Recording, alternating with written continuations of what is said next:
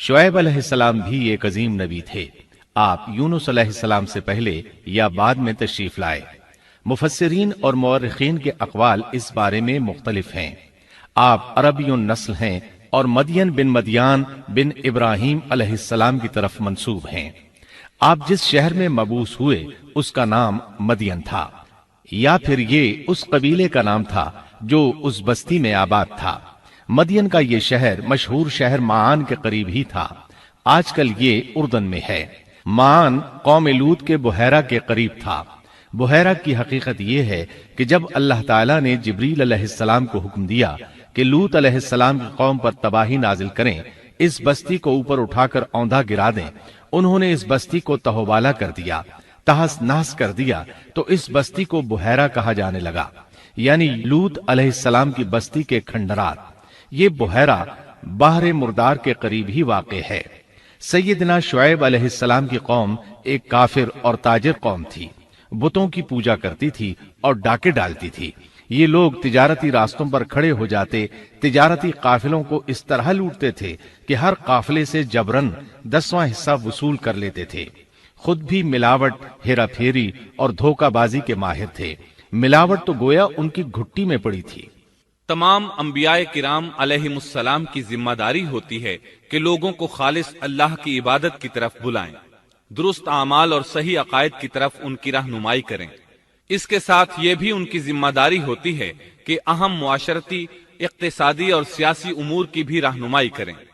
हकीकत यह है कि तमाम अंबियाए किराम का तरीका यही था कि जहां कहीं कौम में कोई टेढ़ापन देखते उसकी इस्लाह फरमाने की कोशिश करते। इबादत और अकीदे की इस्लाह करने के साथ साथ दूसरी खराबियों का भी सामना करते जो उस कौम में पाई जाती थी। आहले मदियन में मिलावट का रुझान सबसे बढ़कर था। माप तोल में कमी करते थे। इसके साथ इस कौम में दरख्तों की इबादत करने का रुझान भी पाया जाता था। वो दरख्तों के पुजारी थे। इसीलिए अल्लाह ताला ने सूरतुल हिज्र आयत 78 में फरमाया है, और बेशक ऐका वाले भी बड़े जालिम थे। इसी तरह सूरत शुआरा आयत 176 में बारी ताला फरमाते हैं, ऐका वालों ने भी रसूलों को झुटलाया। इस कौम ने तो सिर्फ शुएब अलैहिस्सलाम की तकजीब की थी, फिर अल्लाह ताला ने रसूलों की तकजीब क्यों फरमाया? इसका जवाब यह है कि एक रसूल और नबी की तकजीब तमाम अंबियाए किराम की तकजीब है, क्योंकि सब अंबियाए किराम की दावत एक है। सब के सब एक ही दावत देते रहे हैं, सबका एक ही ऐलान था, तुम अल्लाह की इबादत करो और उसी से डरो और मेरा कहना मानो। ये थी तमाम अंबियाए किराम की दावत। अल्लाह सूरतुल आराफ आयत 59 में फरमाते हैं, तुम अल्लाह की इबादत करो, उसके सिवा तुम्हारा कोई माबूद नहीं। मतलब ये कि तमाम अंबिया की दावत एक ही थी। अब जो आदमी सिर्फ एक नबी को झुटलाता है, उसकी तालीमात से कुफ्र करता है, तो गोया वो सबको झुटलाता है, सभी की तालीमात से इनकार करता है। यही वजह है कि अल्लाह ताला ने फरमाया, ऐका वालों ने रसूलों को झुटलाया, बावजूद इसके कि उन्होंने सिर्फ एक रसूल को झुटलाया था। शुएब अलैहिस्सलाम ने कौम को दावत देनी शुरू की। अल्लाह ताला सूरह आराफ आयत 85 में फरमाते हैं, और हमने मदियन की तरफ उनके भाई शुएब को भेजा। उन्होंने फरमाया, ऐ मेरी कौम, तुम अल्लाह की इबादत करो, उसके सिवा तुम्हारा कोई माबूद नहीं। तुम्हारे पास तुम्हारे परवरदिगार की तरफ से वाज़ेह दलील आ चुकी है। सब के सब अंबियाए किराम मोजज़ात के साथ तशरीफ लाए हैं। अगर मोजज़ात न होते तो लोगों को कैसे पहचान होती कि वो हक पर हैं?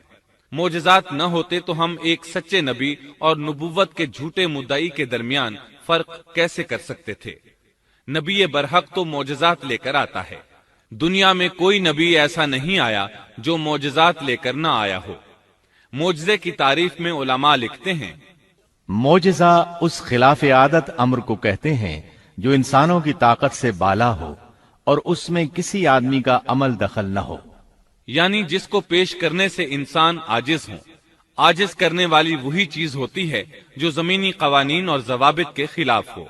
मसलन मुर्दों का जिंदा करना, पहाड़ों को चीर कर ऊंटनी का निकल आना, लाठी का सांप बन जाना, चांद का 2 टुकड़े होना और दीगर मौजज़ात।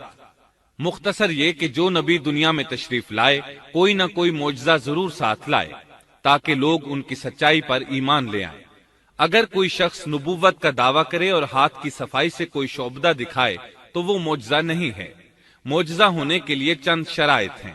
نمبر 1، وہ کام خلاف عادت ہو، قوانین فطرت کو توڑنے والا ہو۔ نمبر 2، اس کام کو اللہ کسی نبی یا رسول کے ہاتھوں پر ظاہر کرے۔ نمبر 3، عورتوں سے ظاہر نہ ہو، اس لیے کہ انبیاء سب کے سب مرد تھے۔ اللہ تعالیٰ سورہ یوسف آیت 109 میں فرماتے ہیں، آپ سے پہلے ہم نے جتنے رسول بھیجے سب مرد ہی تھے۔ نمبر 4، اس معجزے سے وہ دوسروں کو چیلنج بھی کرے کہ مخالفین میں سے کوئی ایسا کر کے دکھائے، چاہے سب مل کر دکھائیں، مطلب یہ کہ وہ معجزہ سب کے لیے چیلنج ہو۔ شعیب علیہ السلام نے بھی اپنے معجزے کے ذریعے اپنی قوم کو چیلنج کیا۔ اللہ تعالیٰ ان کی زبان سے سورہ آراف آیت 85 میں فرماتے ہیں، تمہارے پاس تمہارے رب کی طرف سے واضح دلیل آ چکی ہے۔ شعیب علیہ السلام ایسے واضح اور روشن امور ان کے سامنے پیش کرتے ہیں کہ جن پر عمل پیرا ہو کر وہ دنیا و آخرت میں فلاح پا سکتے تھے۔ سورۃ الاعراف آیت 85 میں ہے، بس تم ناپ تول پورا کیا کرو اور لوگوں کو ان کی چیزیں کم کر کے مت دو، اور روئے زمین میں اس کے بعد کہ اس کی درستی کر دی گئی فساد مت پھیلاؤ، یہ تمہارے لیے فائدہ مند ہے اگر تم تصدیق کرو۔ اللہ تعالیٰ سورۃ الاعراف آیت 86 میں فرماتے ہیں، اور تم سڑکوں پر اس غرض سے مت بیٹھا کرو کہ اللہ پر ایمان لانے والوں کو دھمکیاں دو۔ مطلب یہ کہ تمام تجارتی راستوں میں کٹوتیاں کرنے کے لیے نہ بیٹھا کرو، اگر وہ تمہیں رقوم ادا نہیں کرتے تو تم انہیں دھمکیاں دیتے ہو، جیسا کہ سورۃ الاعراف آیت 86 میں ہے۔ اور تم سڑکوں پر اس غرض سے نہ بیٹھو کہ اللہ پر ایمان لانے والوں کو دھمکیاں دو اور اللہ کی راہ سے روکو اور اس میں کجی تلاش کرنے میں لگے رہو۔ اللہ تعالیٰ سورۃ الاعراف آیت 86 میں فرماتے ہیں، اور اس حالت کو یاد کرو جبکہ تم کم تھے، پھر اللہ نے تمہیں زیادہ کر دیا۔ ان کی تعداد بالکل تھوڑی سی تھی، اللہ نے بڑی تیزی سے ان کی تعداد میں اضافہ کر دیا، لیکن جب انہوں نے شعیب علیہ السلام کی بات کو نہ مانا تو ان کا انجام کیا ہوا؟ اللہ تعالیٰ سورۃ الاعراف آیت 86 میں فرماتے ہیں، اور دیکھو کیسا انجام ہوا فساد کرنے والوں کا۔ لوط علیہ السلام کی قوم چونکہ ان کے قریب ہی تھی، اس لیے ان کے انجام سے ڈرایا جا رہا ہے۔ قوم لوط کا واقعہ ان کے ہاں مشہور تھا۔ شعیب علیہ السلام کی دعوت کا تذکرہ سورہ ہود آیت 88 میں ہے کہ شعیب علیہ السلام نے اپنی قوم کو مخاطب کر کے فرمایا، میرا ارادہ تو اپنی طاقت بھر اصلاح کرنے ہی کا ہے۔ دائی حضرات پر صرف اپنی بساط کے مطابق پیغام پہنچا دینا ہوتا ہے۔ لوگوں کو ایمان لانے پر مجبور کرنا انبیاء اور دائی حضرات کے مشن میں شامل نہیں ہے۔ اللہ تعالیٰ سورۃ الغاشیہ آیت 22 میں فرماتے ہیں، آپ ان پر محاسب نہیں ہیں۔ مطلب یہ کہ آپ انہیں ایمان لانے اور راہ راست پر چلانے کے لیے مجبور نہیں کر سکتے۔ آپ کے ذمے یہی امر ہے کہ آپ ان کی اصلاح کرنے کی کوشش کریں۔ سورہ ہود آیت 88 میں ہے، میرا ارادہ تو اپنی طاقت بھر اصلاح کرنے کا ہی ہے، میری توفیق اللہ ہی کی مدد سے ہے، اسی پر میرا بھروسہ ہے اور اسی کی طرف میں رجوع کرتا ہوں۔ جب شعیب علیہ السلام نے انہیں ان باتوں کی طرف دعوت دی تو انہوں نے کفر کیا، آپ کو جھٹلایا، بلکہ یوں کہنے لگے، انہوں نے جواب دیا کہ اے شعیب، کیا تیری نماز تجھے یہی حکم دیتی ہے کہ ہم اپنے باپ دادوں کے معبودوں کو چھوڑ دیں اور ہم اپنے مالوں میں جو کچھ چاہیں اس کا کرنا بھی چھوڑ دیں؟ آج بھی بعض لوگوں کا یہی حال ہے، وہ سمجھتے ہیں دین کا مطلب ہے مسجدوں کی حد تک عبادت کر لو، سیاسی اور معاشرتی زندگی میں دین کی کوئی ضرورت نہیں سمجھتے۔ ان معاملات کو دین سے الگ چیز تصور کرتے ہیں، کہتے ہیں بس جی یہ تو دنیا کے مشاغل ہیں۔ یہی حال تھا شعیب علیہ السلام کی قوم کا۔ سورہ ہود آیت 87 کے آخر میں ہے، تو بڑا ہی باوقار اور نیک چلن آدمی ہے۔ مطلب یہ کہ انہوں نے مذاق کے انداز میں ان سے کہا، تو بڑا عقل مند ہے، کیوں ناراض ہوتا ہے؟ سیدنا ابن عباس رضی اللہ عنہما سے روایت ہے کہ وہ یہ بات ان سے مذاق کے انداز میں کہتے تھے، ان کی تعریف نہیں کرتے تھے۔ پھر شعیب علیہ السلام نے ان الفاظ میں سمجھایا، اور اے میری قوم، میرے خلاف ضد تمہارے لیے اس بات کا باعث نہ ہو جائے کہ تمہیں بھی ویسا ہی معاملہ پیش آ جائے جیسا قوم نوح یا قوم ہود یا قوم صالح کو پیش آ چکا ہے، اور قوم لوط تو تم سے کچھ دور نہیں۔ مطلب یہ تھا کہ قوم لوط تو تمہارے بالکل نزدیک تھی، ان پر آنے والے عذاب سے تو تم خود اچھی طرح خبردار ہو، جانتے ہو ان کے ساتھ کیا سلوک ہو چکا ہے۔ پھر آپ نے فرمایا، تم اپنے رب سے استغفار کرو اور اس کی طرف توجہ کرو، یقین مانو کہ میرا رب بڑی مہربانی والا اور بہت محبت کرنے والا ہے۔ جب وہ اپنی ضد پر اڑے رہے تو شعیب علیہ السلام نے یوں فرمایا، تو ذرا ٹھہر جاؤ یہاں تک کہ ہمارے درمیان اللہ فیصلہ کیے دیتا ہے، اور وہ سب فیصلہ کرنے والوں سے بہتر ہے۔ پہلے تو عام واعظ و نصیحت فرمائی، جب قوم نہ سمجھی تو انہیں سابقہ ہلاک شدہ قوموں کی مثالیں دی، ڈرایا کہ کہیں تمہیں بھی ایسے ہی عذابوں سے دوچار نہ ہونا پڑے، لیکن انہوں نے کسی بات کا اثر نہ لیا، الٹا یوں کہنے لگے، تو ان میں سے ہے جن پر جادو کر دیا جاتا ہے، اور تو ہم ہی جیسا ایک انسان ہے، اور ہم تو تجھے جھوٹ بولنے والوں میں سے ہی خیال کرتے ہیں۔ اگر تو سچے لوگوں میں سے ہے تو ہم پر آسمان کا کوئی ٹکڑا گرا دے۔ مطلب یہ کہ آخرکار یہ لوگ پہلے لوگوں یعنی عاد اور سمود کے نقش قدم پر چلنے لگے، ان کے انبیاء انہیں حق کی طرف بلاتے رہے، وہ انکار کرتے رہے، آخر ان پر اللہ کے عذاب اترے۔ ایسے ہی یہ لوگ بھی شعیب علیہ السلام کو دھمکیاں دینے لگے، ان کے مقابلے پر اتر آئے۔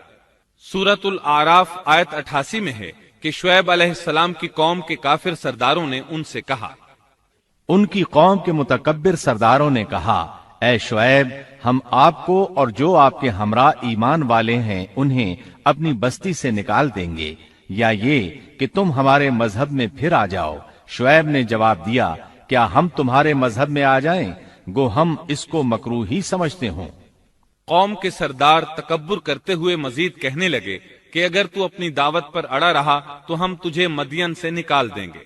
جواب میں شعیب علیہ السلام نے کہا، اگر عذاب سے بچنا ہے تو میری بات مان لو۔ انہوں نے نہ صرف آپ کی بات ماننے سے انکار کر دیا بلکہ ان کا مذاق بھی اڑانے لگے۔ اس کا ذکر سورہ ہود آیت 91 میں آیا ہے۔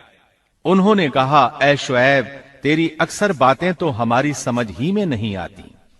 شعیب علیہ السلام نے انہیں پھر سمجھایا تو وہ بولے، اے شعیب، تیری اکثر باتیں تو ہماری سمجھ ہی میں نہیں آتی، اور ہم تو تجھے اپنے اندر بہت کمزور پاتے ہیں۔